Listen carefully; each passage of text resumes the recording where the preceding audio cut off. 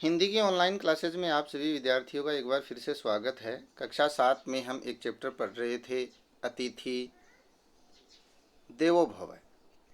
अतिथि देवता के समान होता है, लेकिन जब ये अतिथि बिना तिथि बताने आने वाला जब परेशान करे, जाने का नाम न ले, आने की तिथि का पता हो, जाने की तिथि का पता न हो, तो यह देवो भव होगा या असुर भव होगा, इसका पता नहीं है। तो चलिए फिर आरंभ करते हैं। हम यहाँ तक पढ़ चुके थे या पढ़ रहे थे कि आज का जो समय है वो पहले जैसा नहीं रहा है। जिधर भी आप नज़र डालोगे उधर भाग दौड़ है, लोगों के पास समय नहीं है। आदमी ने मशीनें बनाई और वो मशीनें बना करके ये सोचता था कि मुझे आराम मिलेगा, लेकिन नहीं, उसे आराम नहीं मिला। वह इन मशीनों के जाल में, संसार में अपनी आज़ादी को ही खो बैठा है, नष्ट कर चुका है और यहाँ तक कि अपनी इंसानियत को खो चुका है। बाल बच्चों के बीच बैठने का उसके पास समय नहीं है, वह अपने परिवार को समय नहीं दे पाता है और भागा जा रहा है, कभी ऑफिस की तरफ, कभी कारखाने की तरफ, कभी ऑफिस की तरफ, कभी गोदाम की तरफ। अपना आनंद भूल गया है, कर्तव्य को निभाने के लिए दौड़ा जा रहा है। ऐसी स्थिति में जब कोई आता है अतिथि बन करके, तो हृदय शंका से उठता है कि जब समय हमारे पास अपने बच्चों के लिए नहीं है तो अतिथि के लिए कहाँ से समय होगा, कितना समय होगा, वो समय हम कब निकालेंगे। ऐसी ही स्थिति का वर्णन करते हुए लेखक आगे कहते हैं कि अतिथि देव आते हैं तो केवल अन्न खाते हैं। बिल्कुल, जब अतिथि रूपी देवता आएगा तो हम उसको भोग लगाएंगे। भोग क्या लगाएंगे भाई? अच्छे अच्छे पकवान लगाएंगे, अन्न खाते हैं। किंतु असमय देव तो जान खा जाते हैं। बिल्कुल, ये शायद लेखक ने बहुत बुरी तरीके से भोगा है उस स्थिति को कि अतिथि तो अन्न खाता है, लेकिन गलत समय में आया हुआ देवता तो जान खा जाता है ना। जैसे यमदूत गलत समय में आता है, बीमारी के समय में आता है तो जान लेके जाता है। वो भोग थोड़ी लगाता है, बालाजी की तरह चूरमा थोड़ी खाता है, गणेश जी की तरह लड्डू थोड़ी खाता है। गलत समय में आया हुआ वो देव, वो तो जान लेकर के जाता है ना, यमदूत बन करके आता है ना। लेखक को ऐसा लगता है। यूँ आजकल अन्न भी कुछ कम महंगा नहीं है। हाँ, ये बात बिल्कुल सही है। अनाज भी आज के समय में कुछ महंगा कम नहीं है, बहुत महंगा है। पर जान तो इससे अधिक महंगी है ना। दिक्कत ये है, अन्न भी सस्ता नहीं रहा है।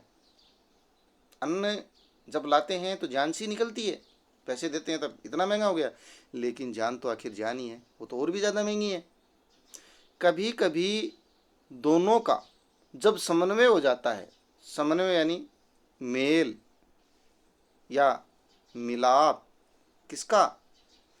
जब वो अतिथि, असमय आया हुआ अतिथि जान भी खाए और अन्न भी खाए, इन दोनों का जब मेल हो जाए तो देखिए क्या स्थिति होती है। तो और भी बुरी स्थिति होती है भाई। एक अतिथि अन्न खाता है, चलो कोई बात नहीं, खाने दो, कितने दिन खाएगा। लेकिन जब अन्न भी खाने लग जाए असमय आने वाला अतिथि और जान भी खाने लग जाए तो क्या होगा सोचिए। सोचने से रूह कांप उठती है। तो कभी कभी दोनों का जब समन्वय हो जाता है तब तो पूछे ही नहीं, तो बताएं क्या। अतिथि देवो भव का सिद्धांत कभी ठीक रहा होगा? सोचने की बात कि किस ज़माने में ये जो सिद्धांत बनाया था कि अतिथि देवता के समान है, ये कब बनाया था और कब ये सिद्धांत कभी ठीक भी रहा होगा क्या? ये उचित भी रहा होगा क्या? शायद लगता नहीं है। पहले अतिथि देव छठे चौमासे कृपा करते थे।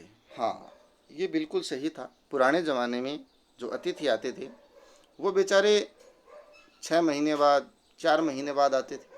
क्यों? क्योंकि यातायात के साधन इतने समुन्नत नहीं थे, उन्नत समान रूप से विकसित नहीं थे। ये मान के चल सकते हैं कि पुराने ज़माने में यातायात के साधन जो थे वो इतने विकसित नहीं थे, सुलभ नहीं थे, अच्छी तरीके से प्राप्त नहीं होते थे। कहाँ थे? किसी के पास साइकिल भी नहीं थी। तो बेचारे क्या करते? यातायात के साधनों के अभाव में वो आ नहीं पाते थे। तो बेचारे छठे चौमासे जब भी अवसर मिलता था तब आते थे। दुनिया बहुत बड़ी थी। अब यातायात के साधनों के अभाव में तो दुनिया बड़ी होती है, 2 किलोमीटर की दूरी भी हमें बड़ी लगती है। लेकिन आज यातायात के साधन उन्नत हो गए हैं, विकसित हो गए हैं, सभी के पास घर में बाइक हो गई है, कार हो गई है, तो दुनिया बड़ी छोटी हो गई है, बहुत छोटी हो गई है दुनिया। आज चारों तरफ संसाधनों की कमी तो है ही नहीं। यही बात लेखक समझाना चाहते हैं कि दुनिया पहले क्या थी, बहुत बड़ी थी। खाद्यान्न की कमी न थी, लेकिन खाद्यान्न तो खूब होता था भाई, खेतों में होता था, सारे खेत बोए जाते थे। 10 बजे काम पर पहुंचने की बाध्यता नहीं थी, बिल्कुल नहीं थी। ऑफिस जाते ही नहीं थे, क्योंकि सरकारी नौकरी पे करते ही नहीं थे, लोग खेतों में काम करते थे। 10 बजे जाओ, 5 बजे जाओ, कभी भी जाओ। भागा दौड़ कम थी ना, नहीं थी। कृत्रिमता और प्रदर्शन जीवन के अनिवार्य अंग ने बनी थे, उस समय नहीं बने थे। आज के समय तो जीवन कृत्रिम हो गया है, मशीनी जीवन हो गया है। ये इतने बजे ये करना है, इतने बजे ये करना है, इतने बजे ये करना है, प्रदर्शन ज़्यादा हो गया है। ये जीवन का अंग नहीं था उस समय, प्रदर्शन, दिखावा। एक कमरे के फ्लैट में पूरा परिवार लाज संकोच छोड़कर नहीं रहता था पुराने ज़माने में, आज रहता है। क्या करें, रहना ही पड़ता है। बड़ी बड़ी महानगरों में आप देखते हो कि पूरे एक कमरे के फ्लैट में पूरा परिवार रहता है, संयुक्त परिवार रहता है। लाज संकोच 1 BHK 2 BHK में परिवार रहता है, रहना पड़ता है। स्थिति ऐसी आ गई है। और पुराने ज़माने में प्रदर्शन भी नहीं थे, अब प्रदर्शन है, दिखावा है, समय पर ऑफिस पहुंचने की बाध्यता है। छोटे से कमरे के फ्लैट में बहुत सारे लोगों को रहना पड़ता है। और उस समय अगर अतिथि आ जाए तो सोचिए, अब पुराने ज़माने में तो 10 बजे पहुंचने की बाध्यता नहीं थी, घर में लोगों की संख्या भी ज़्यादा थी। अतिथि आ गया तो कोई ना कोई भाई, बंधु, बेटा उस अतिथि की सेवा में रुक जाएगा। 10 बजे पहुंचने की बाध्यता नहीं है तो हम कभी भी पहुंच सकते हैं। तो वो अतिथि बोझ नहीं लगता था। बहुत बड़ा फैला परिवार रहता था, आंगन रहता था, कहीं भी ठहरा दो अतिथि को, ठीक है। लेकिन अब फ्लैट वाली ज़िंदगी में अतिथि जब आएगा तो ऊपर से तो आपको 10 बजे अपने ऑफिस पहुंचने की चिंता है, और फिर परिवार छोटे से कमरों में रहता है, तो अतिथि को कहाँ एडजस्ट करें। ये बहुत बड़ी समस्या आ गई ना। अतः अतिथि देव का आना आनंद का मूल था उस जमाने में, जब अतिथि आता था। क्यों? क्योंकि वो 4-6 महीने बाद आता था। एक तो संसाधनों के अभाव में अतिथि सोचते ही नहीं थे हम कि कहीं जाएं भी कि नहीं जाएं। 12-6 महीने में पहुंचते थे, तो 12-6 महीने में कोई आता है तो आनंद भी होती है, खुशी भी होती है, उसका आदर सत्कार भी करते हैं। तो पुराने ज़माने में अतिथि का आना, और ऊपर से घर भी संयुक्त परिवार होता था, बड़ा परिवार होता था, किसी को कोई दिक्कत नहीं थी, प्रदर्शन नहीं था, दिखावा नहीं था। तो अतिथि का आना आनंद का मूल था, खुशी होती थी। लेकिन आज इसका उल्टा है। आज तो स्वयं खाने के लाले पड़े हैं, इतना कमाते हैं लेकिन ढंग से खा नहीं पाते हैं, ये चाहिए वो चाहिए में ही निकल जाता है। फिर अतिथि देव को क्या भोग लगाएं। आज के समय में को अगर देखें तो खाने के लाले पड़े रहते हैं हमारे लिए ही, अतिथि को क्या खिलाएं। महानगरों में अनाज सामान, इसकी कीमतें तो आप जानते ही हैं। जब अपने सोने के लिए ही जगह पर्याप्त नहीं है तो उनके लिए कहाँ बिस्तर लगाएं, बिछाएं। ऐसे ऐसे महानगरों में छोटे छोटे फ्लैट में इतने बड़े परिवार रहते हैं, तो खुद सोने के लिए जगह नहीं है, तो उसके लिए बिस्तर कहाँ से लगाएं। ये बात हम कर चुके हैं। जब अपने प्रियजनों के बीच 10 मिनट बैठने का अवकाश नहीं है, भागा दौड़ है, आपाधापी में ऑफिस, कभी कहीं भागे जा रहे हैं, तो 10 मिनट जब अपने बाल बच्चों के साथ नहीं बैठ पाते, तो उनके साथ, किनके साथ? अतिथि के साथ संलाप। संलाप क्या होता है? आलाप से बना है, आलाप, बातचीत, ठीक। तो उसके साथ बैठ करके बातचीत का 1 घंटा कहाँ से निकालें भाई? अतिथि के साथ अगर नहीं बैठे, उनसे सुख दुख की बात न पूछें। जब भी अतिथि आते थे तो हम तो ये तो पूछते हैं ना, आपके घर के क्या हाल है, आपके गांव के क्या हाल है, बारिश कैसी हुई, अनाज, राजनीति, पता नहीं कितनी कितनी बातें करनी पड़ती थी, झूठी सच्ची। समाज की चर्चा कर लेते थे, देश की चर्चा कर लेते थे, राजनीति की चर्चा कर लेते थे। तो जब अपने बच्चों के पास बैठने का समय न हो 10 मिनट भी, तो उसके साथ वो आलाप कहाँ से करें, घंटों कहाँ से निकालें। समस्या तो बहुत बड़ी है, मगर यह है आपकी लाचारी आप तक रही। अतिथि को तो कोई मतलब नहीं कि आपके पास समय नहीं है, आपको ऑफिस जाना है, आपके पास जगह नहीं है उसके लिए। ये तो आपकी समस्या है। अतिथि आया है और उसकी कोई समस्या नहीं है, संसाधन खूब फले फूले हैं। 2 मिनट में बाइक ली, अतिथि बन के पहुँच जाओ, कार ली, अतिथि बन के पहुँच जाओ, बस पकड़ी पहुँच जाओ, महीने में 2 महीने में या सप्ताह में। यह सब होते हुए भी अतिथि देव आते हैं, बिल्कुल आते हैं। और अतिथि तो आएंगे, कुछ अतिथि तो आते हैं, जाने का नाम नहीं लेंगे, आते रहेंगे, बिल्कुल आते रहेंगे। और आपको भेष कुभेष अलग अलसुह उनका स्वागत सत्कार करना पड़ेगा ही। ये जो समस्या है कि समय नहीं है आपके पास, जगह नहीं है आपके पास ठहरने, ये समस्या आपकी है। अतिथि तो आएंगे, आते रहेंगे। अब कैसा भी आपका भेष हो, अच्छा भेष हो, बुरा भेष हो, अलग अलसुह, सुबह हो, शाम हो, देर हो, सवेर हो, आपको उनका स्वागत सत्कार करना ही पड़ेगा। क्योंकि अतिथि आएंगे आएंगे तो आपको स्वागत तो करना पड़ेगा ही पड़ेगा। कहाँ तक बचोगे? आपको छोड़कर आखिर वे जाए भी तो कहाँ? क्या प्रश्न किया है, क्या लाइन लिखी है कि वो अतिथि बेचारे आपको छोड़कर कहाँ जाएंगे, या फिर आप उनको छोड़कर कहाँ जाएंगे? ठीक है, आपसे बढ़कर उनका आत्मीय भी हो भी सकता है क्या? हो भी तो सही नहीं है। देखिए इन पंक्तियों को मैं क्या कहना चाहता है, आपको छोड़कर आखिर वे अतिथि कहाँ जाएंगे? आप ही तो उनके सबसे प्रिय हैं, अजीज हैं, मित्र हैं, इसलिए आपके पास तो वो आएंगे ही आएंगे, समय पर ही आएंगे। और आपसे बढ़कर उनका आत्मीय, ये मैंने बता दिया, सबसे प्रिय घनिष्ठ है भी कौन? तो आपके पास ना आए तो कहाँ जाएं वो अतिथिगण? तो जो समस्याएं हैं वो आपकी हैं, उस अतिथि की कोई समस्या नहीं है। वो तो आपके पास बैठेंगे, आएंगे, सबसे प्रिय आप ही हो। अभी हाल में मेरे यहाँ एक अतिथि देव पधारे। सभी के पधारते हैं, हमारे भी पधारते हैं, आपके भी पधारते हैं, लेखक के भी पधारे। अतिथि देव पधारने के पहले उन्होंने पत्र लिखा कि मुझे बहुत दिन हो गए हैं। ये लोग कितने दिन हो गए हैं, गिनती में अगर गिनेंगे तो बड़ी अजीब बात। तो लेखक को लिख दिया पत्र में कि बहुत दिन हो गए हैं आपसे मिले हुए, अतः मिलने की बड़ी उत्कंठा है। उत्कंठा, उत्कंठा क्या होती है? तीव्र इच्छा होती है, तेज इच्छा है आपसे मिलने की, बहुत ज़्यादा इच्छा हो रही है, बहुत दिन हो गए ना आपसे मिले हुए। यों गौण रूप से, छुपे हुए रूप से, छोटे रूप से, एक छोटा मोटा दूसरा काम भी है। बोले वैसे तो आपसे मिले हुए बहुत दिन हो गए, सोचा मिलता चलूं आपसे, और एक छोटा मोटा काम भी है, ऐसा कुछ बहाना बनाया, पत्र में लिख दिया।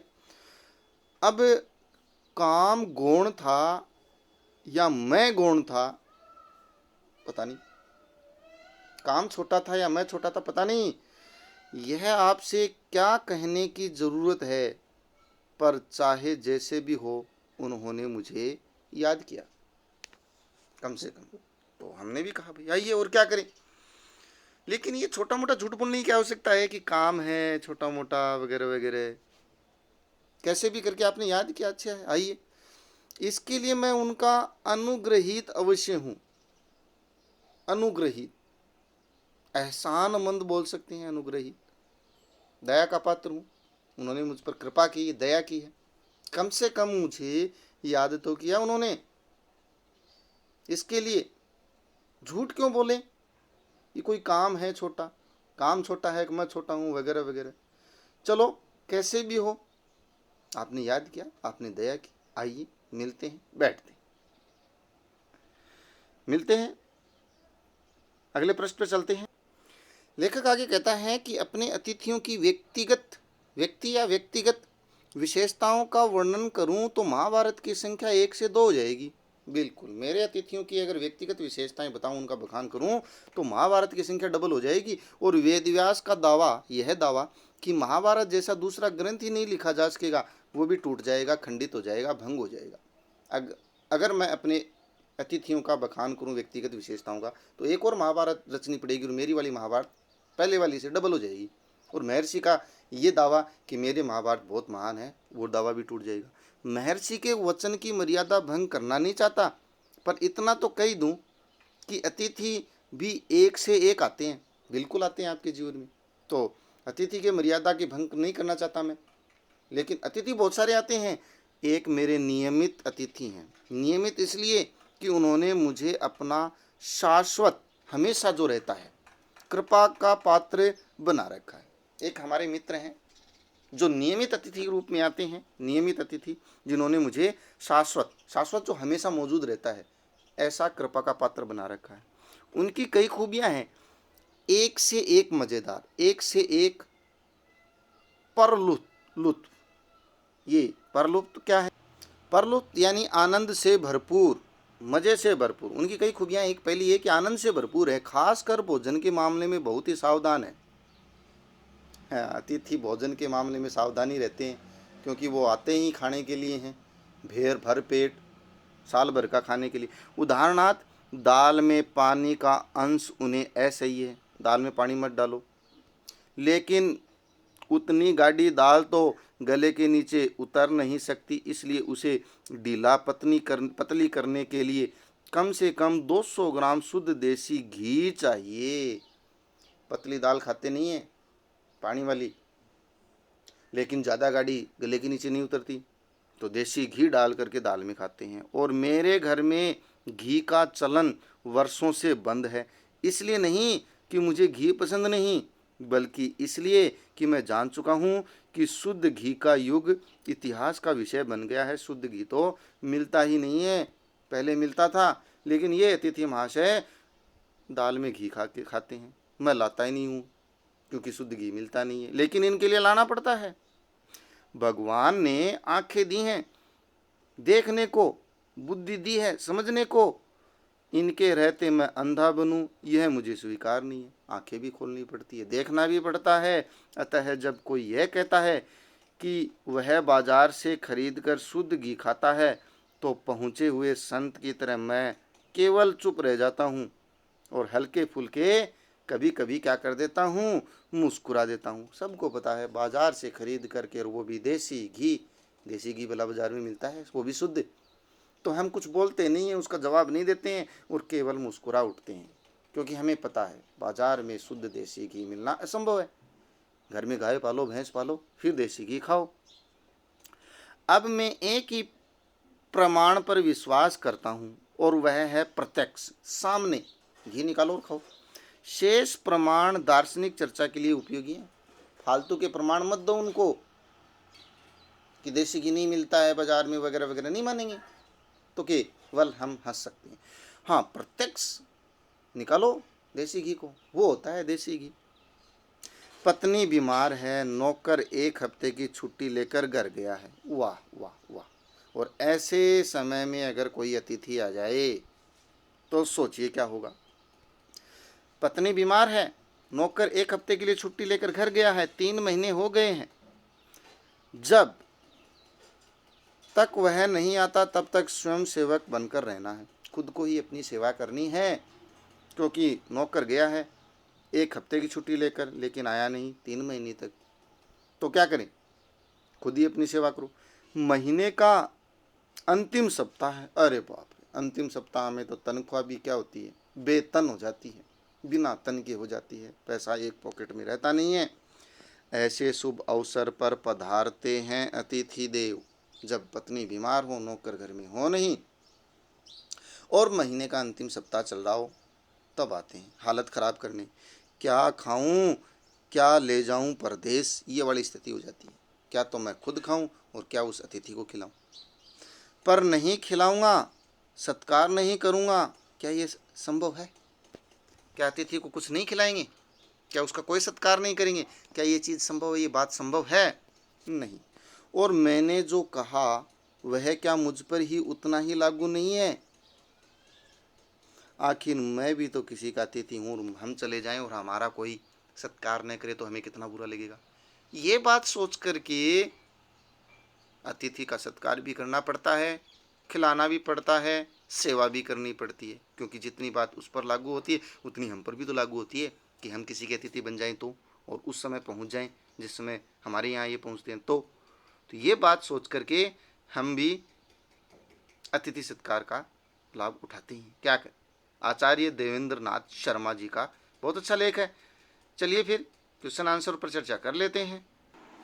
पहला मौखिक प्रश्न है, बचपन से लेखक क्या सुनता आया है? तो लेखक सुनता आया है अतिथि देवो भव। ये मौखिक प्रश्न है, केवल याद रखने हैं और लिखने नहीं हैं। ठीक है। नेक्स्ट है, मौखिक प्रश्नों में ही लेखक ने अतिथि के समान दूसरा जो समानांतर शब्द है वो क्या गढ़ा है? तो वो गढ़ा है असमय। असमय। ठीक है, अतिथि का दूसरा समानांतर शब्द। लेखक ने किसे जान खाने वाला बताया है? अतिथि को। अतिथि को जान खाने वाला बताया। ये मौखिक प्रश्न थे, आप याद करें, और जो बुक में भरने हैं या नोटबुक में करने हैं वो यहाँ है, तो शांतिपूर्वक देखें और ढंग से लिखें। किसका यश आज भी अक्षुण्ण है? राजा मोरध्वज का। ठीक है। पहले अतिथि देव कब कृपा करते थे? छठे चौमासे। लेखक कांपता है, असमय के अतिथियों से कांपता है। ठीक है। तो ये थे एमसीक्यूज, विकल्पात्मक प्रश्न, इनको आराम से देखें और भर लें। नेक्स्ट है रिक्त स्थान वाले, इनको भी अच्छे से देखें। पहला है, बचपन से सुनता आया हूँ, बुद्धि होने पर पढ़ा भी कि अतिथि देवो भव। ये आएगा, इसमें पूरा शब्द आएगा, अतिथि देवो भव। आजकल बड़प्पन दिखाने के कई साधन हैं। क्या आएगा? बड़प्पन। ये आ जाएगा सेकंड वाले में। ऐसी स्थिति में जब कोई आता है तो स्वभावतः हृदय शंकालु हो जाता है। हृदय शंकाकुल। क्या हो जाता है? हृदय शंकाकुल हो जाता है। ये देख लें, किस में आएगा? इसमें आएगा, गए वाले में। ठीक है। यों यों गौण रूप से, इसमें आएगा गौण रूप। गौण रूप से छोटा मोटा दूसरा काम भी है। ठीक है। इसमें क्या जाएगा? गौण रूप से छोटा मोटा दूसरा काम भी है। लास्ट वाले में लिख लेते हैं, महीने का। महीने का अंतिम सप्ताह है। ये हो गए आपके रिक्त स्थान। नेक्स्ट है, मिलान करना है तो सीधे सीधे मिलान कर सकते हैं। महाभारत एक ग्रंथ है, बिल्कुल। वेदव्यास महाभारत के रचयिता हैं। अतिथि देवो भव, ये एक प्रकार की उक्ति है। मोरध्वज ये एक राजा थे। ठीक है। लिखित प्रश्न आपको राइटिंग में मिल जाएंगे, तो इस पर चर्चा हम नहीं करेंगे। ठीक है। और नेक्स्ट है प्रत्यय वाले प्रश्न, इंपॉर्टेंट हैं, इनको याद भी रखें। अक्कड़ प्रत्यय से शब्द बनाना है, तो भुलक्कड़ क्या बनेगा? पहला शब्द बनेगा भुलक्कड़। भुलक्कड़ बनेगा। ठीक है। दूसरा बनेगा घुमक्कड़। घुमक्कड़ आधा कै फिर पूरा कै। पियक्कड़। पियक्कड़। ठीक है। इक से बनेगा सामाजिक। सामाजिक कर लें। नैतिक, भौतिक, ये कर लें दूसरे वाले। औना। औना का करते हैं, इसे मिटा देता हूं मैं ऊपर वाले को। औना का क्या कर लेंगे? बिछौना। बिछौना। खिलौना। खिलौना। भगोना। ठीक, ये तीन हो गए इसके। आ प्रत्यय से बनाएंगे हम घेरा। घेर करके घेरा। जोड़ से जोड़ा। भटक से भटका। ठीक है। इया से दवाइयाँ, ये लीजिए। मिठाइयाँ, ये लीजिए। हवाइयाँ, ये लीजिए। देखिए, दवाई में मात्रा बड़ी आएगी, लेकिन दवाइयाँ बहुवचन बनाते ही मात्रा छोटी हो जाएगी। इसी प्रकार मिठाई में भी, हवाई में भी। ठीक है, ये हो गया अपना। अब इसमें पाठ में से निर्देशानुसार व्यक्तिवाचक संज्ञा और भाववाचक छांटनी है। तो सबसे पहले व्यक्तिवाचक संज्ञा आया मोरध्वज, राजा का नाम है मोरध्वज, व्यक्तिवाचक संज्ञा होता है। महाभारत, महाभारत ग्रंथ का नाम है, ठीक है। वेदव्यास, वेदव्यास ये व्यक्तिवाचक संज्ञा होगी। और लेखक का नाम लिख देंगे हम, क्या नाम है, देवेंद्र नाथ, ये हो गई व्यक्तिवाचक संज्ञा। भाववाचक संज्ञा बड़प्पन, बड़प्पन, ठीक है। आदमियत, आदमियत, ठीक है। नेक्स्ट है बाध्यता, बाध्यता कर सकते हैं बिल्कुल। नेक्स्ट है बचपन, हाँ जी, बचपन में लेखक ने क्या सुना था, तो बचपन भी इसमें आ जाएगा। ये हो गई आपकी संज्ञा वाला क्वेश्चन, ठीक है। आराम से देखें और लिखें। नेक्स्ट है अवस्था बतानी है, विशेषण है ये, तो इसमें तो तर लग जाएगा और इसमें तम लग जाएगा। देखिए कोमलतर, कोमलतर, कोमलतम, कोमलतम, ठीक है। महत्तर, महत्तम, प्रियतर,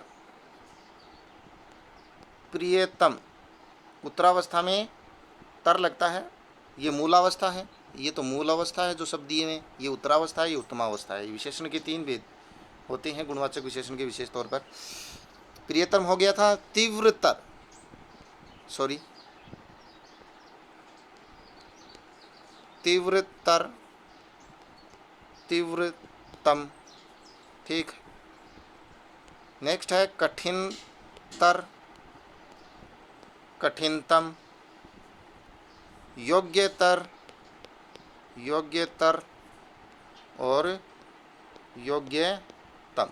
ये हो गए आपके प्रश्नोत्तर सभी के जो बुक में भरने हैं, और बाकी जो लिखित प्रश्न होंगे वो आपको भेज दिए जाएंगे। तो आज की हमारी क्लास में बस इतना ही। मिलते हैं नई वीडियो नए चैप्टर के साथ, तब तक के लिए आप सभी विद्यार्थियों का बहुत बहुत धन्यवाद।